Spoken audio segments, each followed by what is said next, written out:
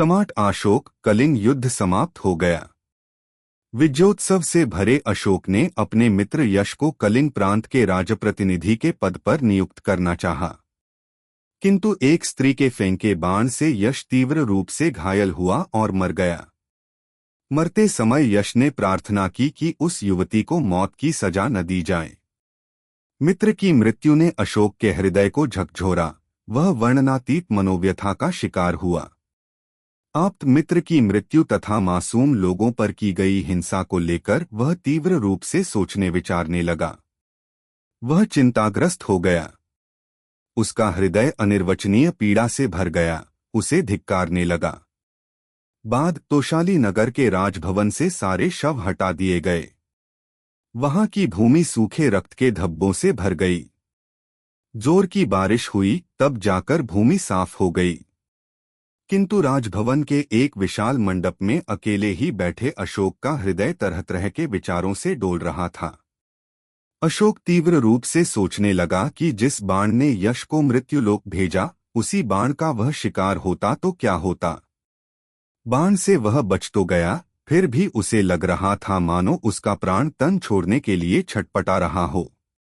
उसके जीवन की अति मुख्य घटनाओं में, आपदाओं से भरी गंभीर परिस्थितियों में आप्त मित्र यश उसका सहारा बनकर दृढ़ रूप से खड़ा रहा। वह उसके जीवन का अविच्छिन्न भाग बनकर रहा। ऐसा मित्र जब नहीं रहा तो विजय पाकर भी आखिर उसने क्या पाया? जीवन में ऐसी विजय का क्या स्थान है? कितना स्थान है? विजय का अर्थ ही क्या है? किसी न किसी दिन हठात ही सब कुछ शून्य में परिवर्तन होने वाले इस मानव जीवन का क्या कोई अर्थ है? उसने कितने ही सपने देखे थे कि यश प्रतिनिधि बनकर इस कलिंग देश पर शासन का भार संभालेगा। एक तरफ राज्य में उसके सैनिकों ने जो आग सुलगाई, वह अब बुझी भी नहीं कि यश का भौतिक देह दयानदी तट पर अग्नि की आहुति बनकर मुट्ठी भर की राख में परिवर्तित हो गया। सेनापति के वहां आते ही अशोक की विचार श्रृंखला टूट गई। उसने पूछा, दूतों को उज्जैनी भेजा प्रभु। कलिंग देश पर आपकी अद्भुत व महान विजय का समाचार तथा 48 युद्ध की समाप्ति के उपरांत यश के मरण का विषाद भरा समाचार महारानी को सूचित करने के लिए दूत भेजे गए।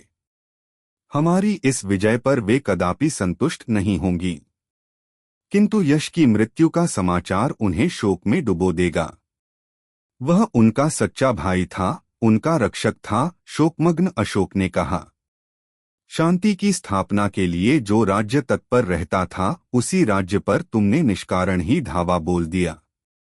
इस भयंकर युद्ध में कितने ही स्त्री पुरुषों ने अपने भाइयों को, बच्चों को, रक्षकों को और पतियों को खो दिया। महाराज, उनके बारे में भी तो जरा सोच। बाहर से एक स्त्री की कंठध्वनि सुनाई पड़ी। सेनाधिपति ने पलटकर देखते हुए कहा, चुप हो जा पगली। यश को अपने बाण का निशाना बनाने वाली वह स्त्री हथकड़ियों सहित आकर अशोक के सामने खड़ी हो गई। इस दुष्ट पापिन स्त्री को आप क्या दंड देना चाहेंगे, यह जानने के लिए इसे आपके सम्मुख ले आया, सेनाधिपति ने कहा। अशोक आश्चर्यभरे नेत्रों से उस स्त्री को एकटक देखता रहा। मैं मुंह बंद न करूं तो भी मेरा मुंह शाश्वत रूप से बंद कराकर ही रहोगे। जैसा तुम चाहते हो करो, किंतु उस कार्य को करने के पहले मेरी बातों को ध्यान से सुनने का कष्ट उठाना। मेरी बातों पर अच्छी तरह सोचना विचारना। पागल कौन है? अधिकार प्राप्ति व राज्य विस्तार की प्यास बुझाने के लिए लाखों की संख्या में मार डालने वाले तुम या मैं? घरों को भस्म करके तृप्त होने वाले तुम या मैं? क्या वे पागल हैं जिन्होंने उन पर किए गए अत्याचारों का विरोध किया और प्रतिकार की भावना से प्रेरित होकर शत्रुओं का, लुटेरों का डटकर सामना किया? कहो, कौन उन्मादी है? सोचो, खूब सोचो। मैं एक सामंत की बेटी हैं। तुम्हारे कारण छिड़े इस युद्ध में मेरे पिता, मेरे भाई, मेरी दीदी के पति सबके सब मर गए। मेरी माँ और दीदी से यह दुख सहा नहीं गया। उन दोनों ने आत्महत्या कर ली।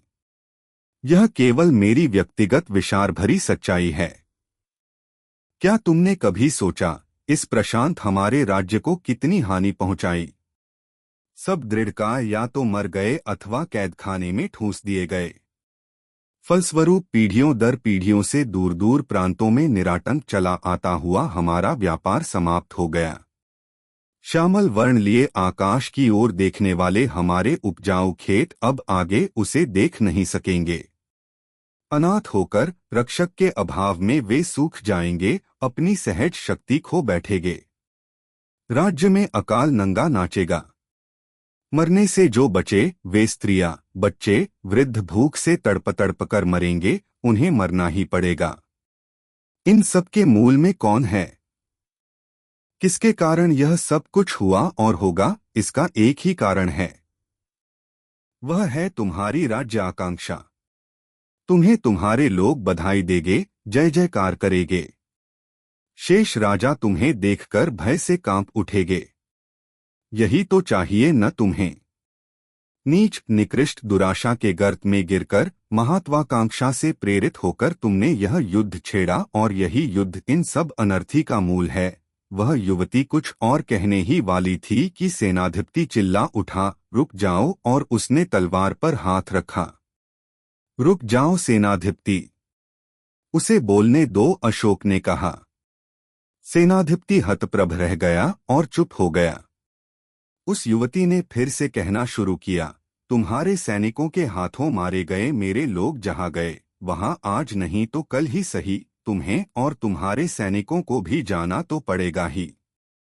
हिन, मैं परलोक के बारे में नहीं जानती। समझ लो वे सब वहां तुम्हारी प्रतीक्षा कर रहे हैं।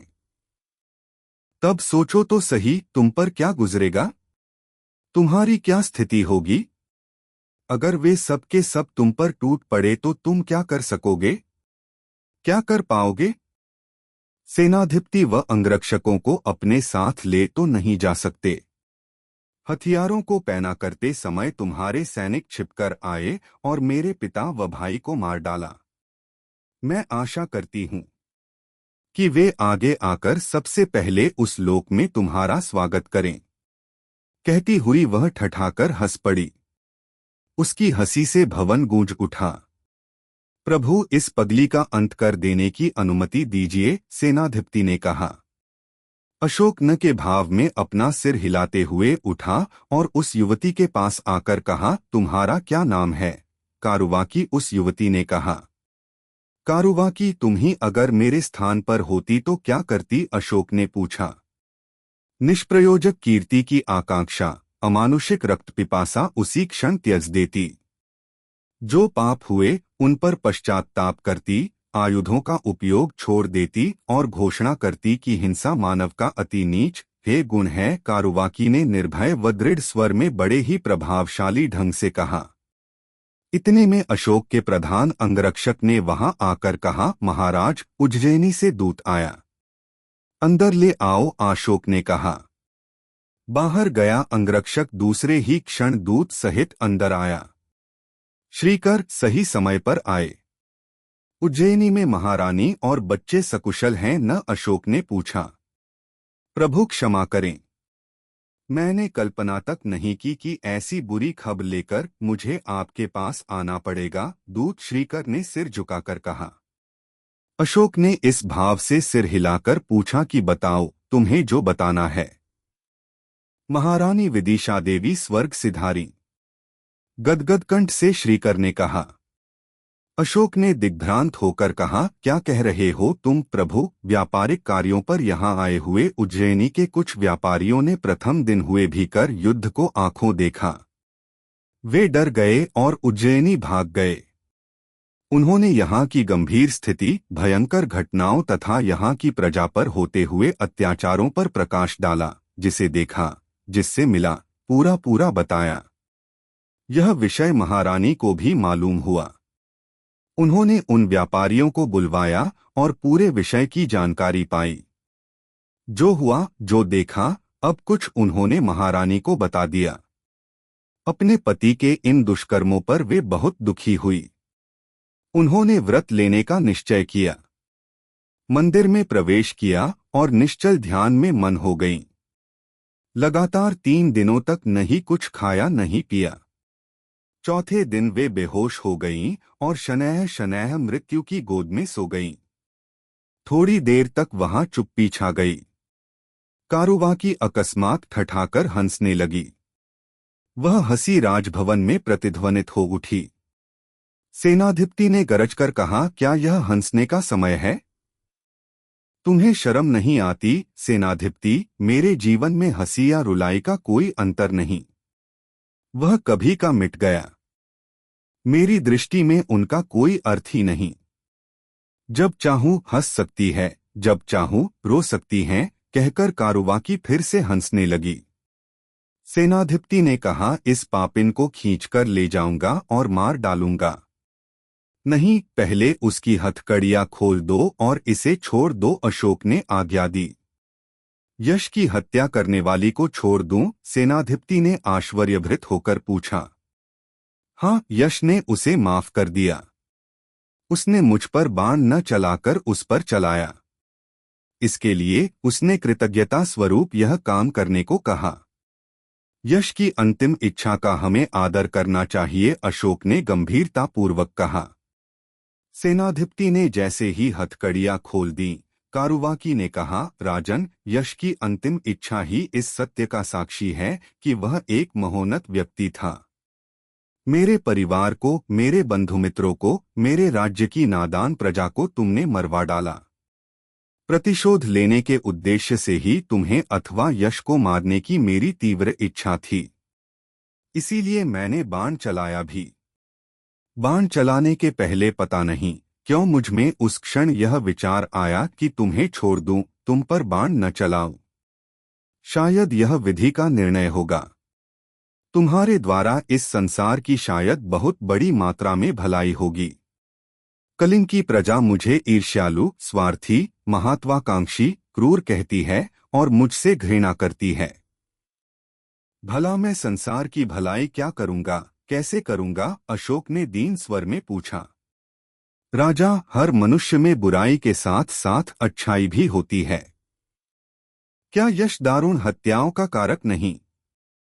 फिर भी जब यह मृत्यु के निकट जा रहा था, तब क्या उसमें निहित उत्तम मानव स्वभाव प्रकट नहीं हुए? अब जो अशोक कलिंग की प्रजा की दृष्टि में क्रूर व अत्याचारी है, हो सकता है वह धर्ममूर्ति व निष्कलंक अशोक के रूप में सबके आदर सम्मान का पात्र बने। शांत होकर सोचिएगा, कहकर कारुवाकी ने अशोक को सविनय नमस्कार किया और भवन से बाहर चली गई। युद्ध के दौरान जो कैद किए गए, छोड़ दिए गए। अशोक ने सेनाधिपति को तोशाली में ही रहने दिया और स्वयं उज्जैनी जाने निकला। वहां पहुंचने के बाद विदिशा की बुझी चिता को देखकर सजल नयनों से मौन हो हार्दिक सहानुभूति प्रकट की। पुत्र महेंद्र और पुत्री संघमित्रा उसके दोनों ओर खड़े थे।